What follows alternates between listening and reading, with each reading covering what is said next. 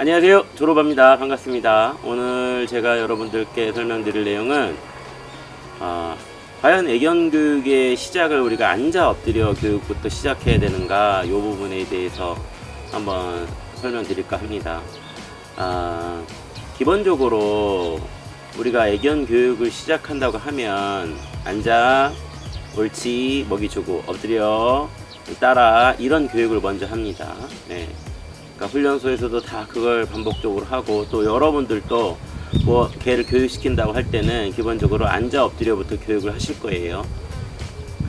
근데 이제 그 부분에 대해서 한번 우리가 얘기를 한번 나눠보도록 하지요. 제가 애견을 교육시킬 때 가장 중요시 생각하는 점을 말씀드리도록 하겠습니다. 우리는 개를 교육시킬 때 개의 행동을 가르치려고 합니다. 특정한 행동을 만들어서 그 행동을 가르치려고 하는 거죠. 그래서 여러분들도 집에서 늘 앉아를 가르치고, 엎드려를 가르치고, 기다려를 가르치고 이렇게 하실 거예요. 근데 그게 나쁘다고는 볼 수 없습니다. 그러나 제가 생각하는 관점에서는 그것보다 더 본질적인 걸 먼저 가르쳐야 한다고 생각합니다. 그게 뭐냐? 첫째, 개에게 나를 주입시키는 거예요. 나를. 그게 교육의 시작점입니다.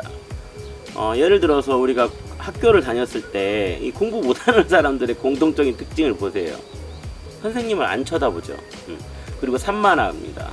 늘 뭔가를 해야 되고 가만히 고요하게 선생님을 집중하지 못해요. 공부 잘하는 사람 중에서 그렇게 산만한 애들이 있습니까? 그러니까 학습의 기본은 고요한 상태로 대상을 집중하는 거예요. 개를 교육하는 것도 마찬가지입니다. 첫 번째로 나를 고요하게 개가 집중하도록 여러분들이 만드셔야 돼요. 만약에 여러분이 그냥 단순히 행동을 가르치는 식으로 접근을 하잖아요. 그러면 어떤 것을 개가 학습하게 되냐면, 앉아를 가르치면 엉덩이를 대면 먹이가 나온다예요. 엎드려를 가르치면 팔꿈치를, 전완부를 땅에 대면 먹이가 나온다예요. 개는 그거를 학습하는 겁니다. 그러니까 그렇게 훈련했을 때는 내가 어떤 존재가 되냐면, 나는 개한테 먹이를 주는 사람이 되는 거죠. 앉아, 엉덩이 땅에 댔으니까 먹이 줘. 이렇게 개가 생각을 하게 되는 겁니다. 앉아 엎드려를 가르치기 전에 가장 먼저 해야 될 일은 개가 나에게 집중하도록 만들어야 됩니다. 관계를 형성한다고 그러죠. 단순히 행동을 만드는 거하고는 전혀 다른 차원의 교육인 거죠. 그래서 저는 항상 개를 교육시킬 때 관계 훈련을 먼저 시킵니다. 관계 훈련이란 게 뭐냐? 나에게 개를 집중시키는 행위입니다. 그게 기본이 돼야 됩니다. 두 번째로 뭘 가르치느냐? 어떤 지식체계를 대할 때 그 지식체계들, 그 파편적인 지식체계들이 이루는 근본적인 원리가 있습니다. 그 원리를 우리가 메타적으로 바라볼 수 있을 때 그 지식체계를 전체를 바라볼 수가 있는 거죠. 개 훈련도 마찬가지입니다. 앉아, 엎드려, 뭐 여러 가지 개 훈련이 있습니다. 뭐 기다려부터 뭐 추적 훈련, 공격 훈련, 뭐 탐지 훈련, 배변 훈련, 여러 가지 훈련이 있지만 그 케이스 바이 케이스의 복잡한 훈련을 이루는 근본 원리가 뭡니까? 예스와 노입니다. 예스와 노. 예스와 노를 먼저 가르쳐야 됩니다. 혹자는 요즘은 노를 가르치지 않고 예스만 가르쳐도 된다라고 하는 흐름이 있죠. 그거는 개를 잘 이해 못하는 사람들이 하는 얘기입니다.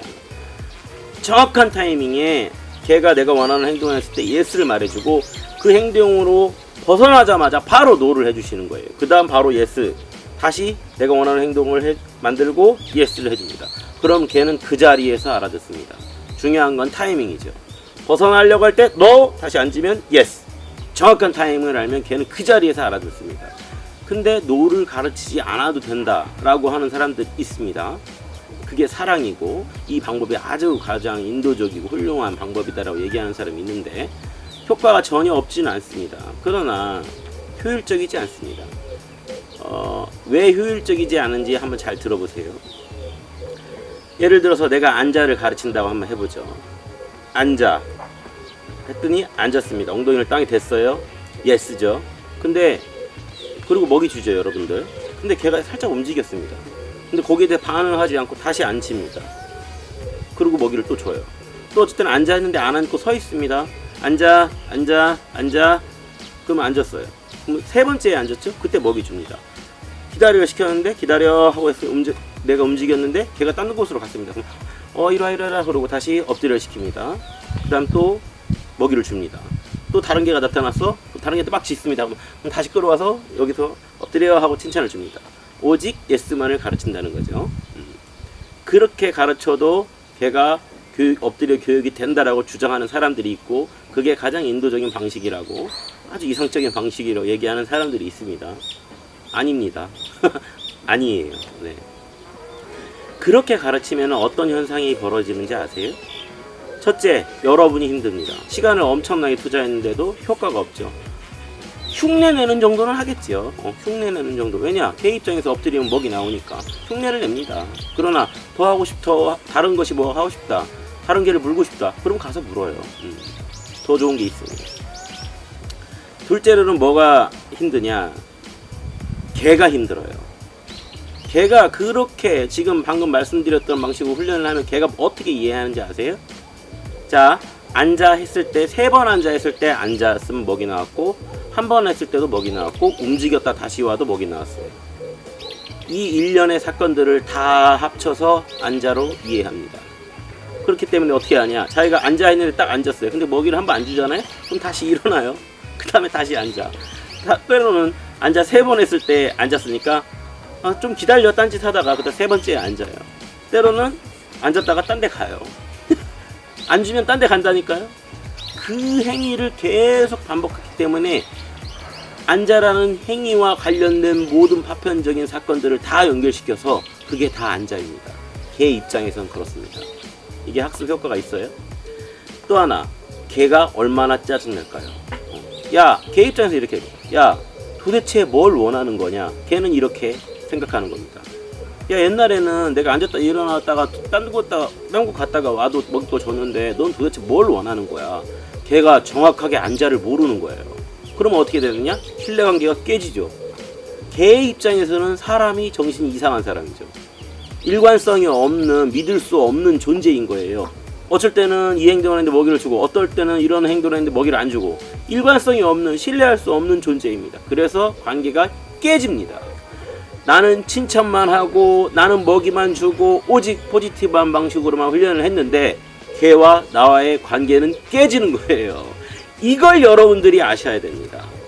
근데 꿀 빠는 사람들은 계속 꿀 빠는 소리 하고 있습니다. 왜? 착해 보이잖아요. 앉아를 가르쳤으면 앉아, 예스, 약간 엉덩이를 들어서 움직이려고 그 찰나에 노를 해주고 다시 목줄을 통해서 앉게 만든 다음에 예스, 그 자리에서 이해합니다. 그 자리에서 즉각적으로. 그때는 타이밍이 가장 중요하고, 자극을 줄 때는 그 자극의 강도가, 그 개가 소화해낼 수 있는 그 강도를 정확하게 훈련사가 알아야겠죠. 이걸 정확하게 알고 들어가서 정확하게 교정을 하면 그 자리에서 행동이 변합니다. 아니라고요? 제 영상을 계속 찾아보세요. 그리고 저를 직접 만난 사람들한테 직접 물어보세요. 제가 거짓말하고 있는지. 그 자리에서 걔는 변합니다. 그래서 여러분들이 예스와 노를 분명히 제일 먼저 걔의 의식의 중심에 깊게 심어줘야 되는 겁니다. 관계의 중심을 나한테 끌어온다. 고요한 집중의 상태, 나의 존재감을 걔에게 강하게 입력시키고 언제나 나를 집중하는 거를 입력시킨 다음에 예스와 노를 가르쳤다. 그 다음에 다른 교육은 누워서 떡 먹기예요. 그냥 일사천리로 교육이 이루어지게 됩니다. 무엇을 가르치든. 여러분들이 애견 생활을 하다 보면은 수없이 많은 교육을 해야 되겠죠. 문제 행동이 일어나겠죠. 계속해서. 그러면 여러분들 어때요? 그런 행동이 일어날 때마다 여러분들은 책을 찾아보고 아니면은 자료를 찾아보고 유명한 훈련사의 말을 듣고 그렇게 교정해 나가겠습니까? 그건 비효율적인 방법입니다. 왜냐하면 해석이 다 달라요.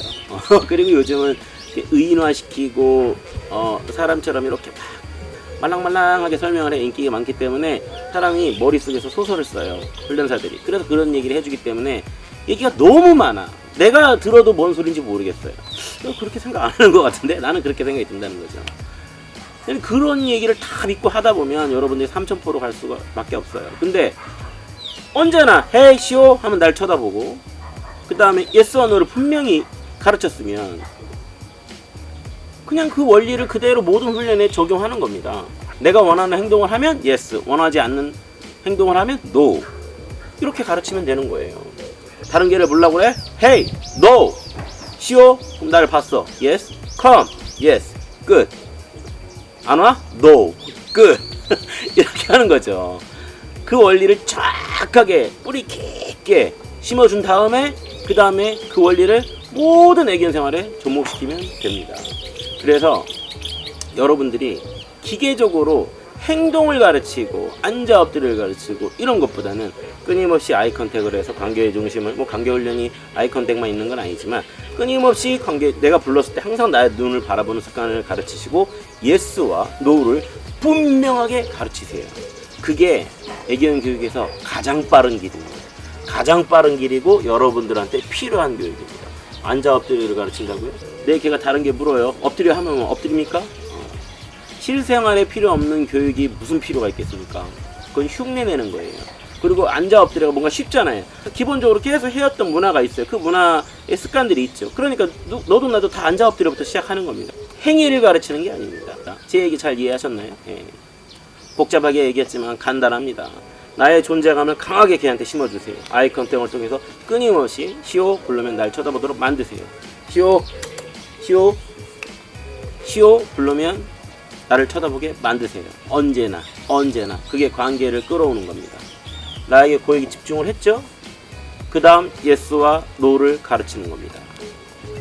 오늘은 여기까지 설명드리도록 하겠습니다. 다음 시간에 또 더 좋은 영상으로 찾아뵙도록 하겠습니다. 감사합니다. 조로바였습니다. 얼치 굿바이. 얼치 굿바이. 시오는 참고로 여자아이입니다.